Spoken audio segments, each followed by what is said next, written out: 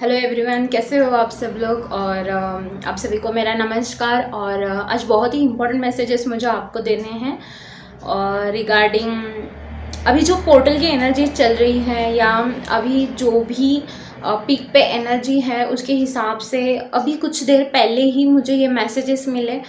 और मुझे एक बहुत ही इम्पोर्टेंट अनाउंसमेंट भी आपके लिए करनी थी, तो मैंने सोचा दोनों मैं इसी वीडियो में रिकॉर्ड कर देती हूँ।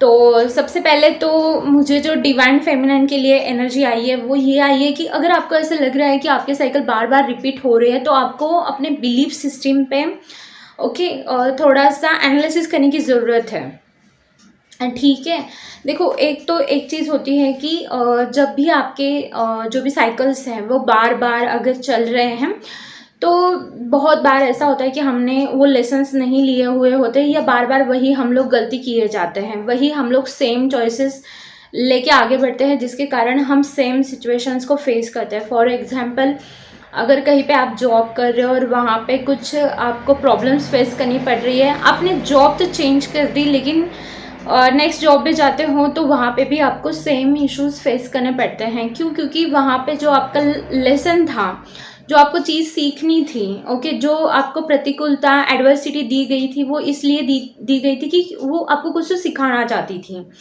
ठीक है, तो वो आप अगर नहीं सीखते हैं और ठीक है, आप लोग चेंज कर रहे हो रिलेशनशिप में या फिर करियर में, जॉब चेंज कर रहे हो या चेंज ला रहे हो कंडीशंस में, सिचुएशंस में, पर खुद के अंदर अगर वो लेसन नहीं ले रहे हो तो cycle most of the time shift नहीं होती और बार बार वही रिपीट होती रहती हैं। इस टाइम पे जो मुझे वर्ड चैनल हुआ था वो बिलीफ सिस्टम वर्ड चैनल हुआ था कि आपको देखना है कि आपका बिलीफ सिस्टम क्या है। पर्टिकुलर अगर आप सिचुएशन आप फेस कर रहे हो किसी भी फील्ड में तो आप देखो कि उसके रिलेटेड आपका बिलीफ सिस्टम क्या बन चुका है। बार बार अगर बचपन से किसी साइकिल को आपने सेम टाइम फेस किया है, जैसे रिलेशनशिप में बार बार आपने ट्रॉमाटाइज फील किया हुआ है या जो भी फील किया हुआ है अपने निगेटिव इमोशंस को, अब देखना है कि आपका बिलीफ पैटर्न क्या बन चुका है। अगर आपका बिलीफ पैटर्न अगर यही बन चुका है कि नहीं ये तो भाई ऐसे ही होता है और ये ऐसे ही होगा, तो मेक श्योर कि वो वैसे ही होगा। ठीक है, तो जो भी सिचुएशन आज आप फेस कर रहे हो लाइफ के किसी भी फ्रंट पे हो, अपने बिलीफ पैटर्न को एनालिसिस कीजिए कि इसके रिलेटेड आपको क्या फील होता है। खुद से आप सवाल भी पूछ सकते हो कि मुझे इसमें क्या फील होता है या मेरा बिलीफ क्या बन चुका है, इसके बारे में मैं क्या सोचती हूँ, मेरा परसेप्शन क्या है, इसके बारे में अगर मैं किसी से बात कर रही हूँ तो मैं क्या बात करती हूँ। ओके, और इमोशंस कौन से रहते हैं जब ऐसी सिचुएशंस आती हैं, तो ये थोड़ा आप एनालिसिस कीजिए। और अगर आपका बिलीफ सिस्टम निगेटिविटी में है तो उसको चेंज कीजिए, सबकॉन्शियस माइंड को रीप्रोग्राम कीजिए।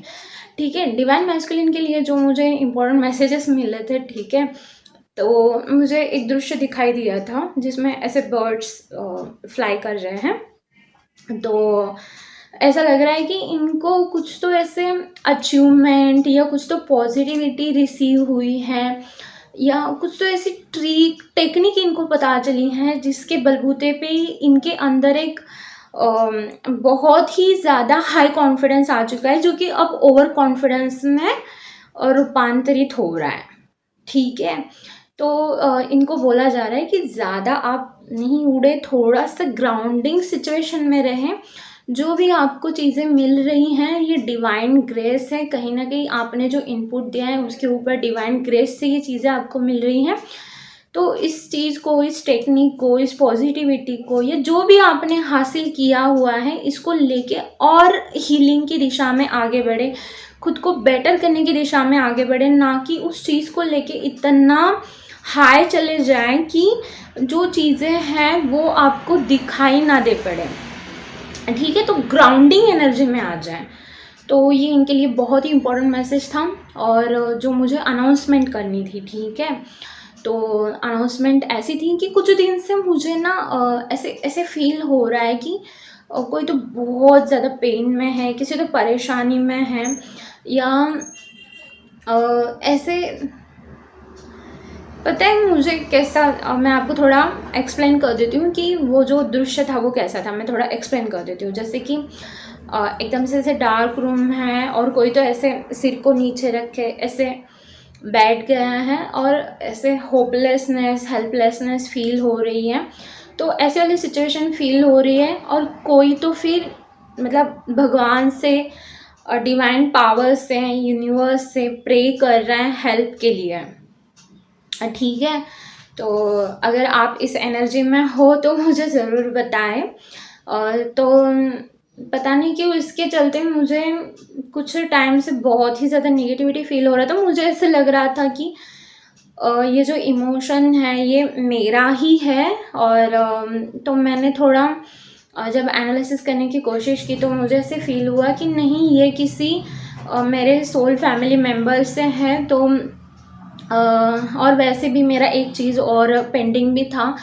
तो इसी के चलते हुए मैं आप सबके लिए, और आप जिस भी जर्नी में हो, नो मैटर आप ट्विन फ्लेम जर्नी में हो, स्पिरिचुअल जर्नी में हो, अगर आप इस वीडियो तक पहुंच गए हो और अगर आपको डिवाइन गाइडेंस की ज़रूरत है, आपको लगता है कि आप आज स्पिरिचुअल जर्नी में जहाँ पे भी हो वहाँ पे आपको डिवाइन गाइडेंस की ज़रूरत है, तो आप मुझसे कनेक्ट कर सकते हैं। आप पहले से अगर मुझसे कनेक्टेड है तो बस आप अपना टेलीग्राम पे मुझे क्वेश्चन भेज दीजिए। मेक श्योर कि वो ऑडियो फॉर्म में हो, ताकि आपके एनर्जी के साथ कनेक्ट करके मैं आपको जो भी आपके लिए मैसेज है वो बता सकती हूँ।